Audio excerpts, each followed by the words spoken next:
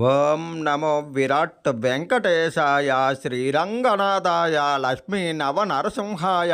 ఇతర నదుల కన్నా భిన్నంగా శ్రీరంగ కావేరీ నదికి తులారాశిలో సూర్యుడున్నప్పుడు ప్రతి సంవత్సరము కుంభమేళా వస్తుంది. సూర్యుడు తులారాశిలో ఉన్నప్పుడు శ్రీరంగ క్షేత్రాన్ని కావేరీ నది సహితంగా దర్శించిన వారికి అన్ని కుంభమేళాలు, అన్ని పుష్కరాల్లో స్నానం చేసిన పుణ్యఫలం కన్నా లెక్క కట్టలేనంత పుణ్యఫలం వస్తుందని కావేరీ మహత్యవచనం. తులామాసము స్వాతి నక్షత్రము నరసింహస్వామి తిరు నక్షత్రము రోజున క్షీర సముద్రము నుండి పుట్టిన శ్రీరంగ క్షేత్రములో వెలిసిన నరసింహస్వామి వారిని కావేరీ నది ఎర్రచందన ఉత్స సహిత శ్రీరంగనాయకి సహితంగా దర్శించిన వారికి అన్ని గ్రహ కష్టాల నుండి విముక్తి కలిగి అష్ట ఐశ్వర్యాలు సంపదలు కలుగుతాయి. లక్ష్మీ నరసింహారస్సమాం శ్రీరంగనాథాపాహిమాం.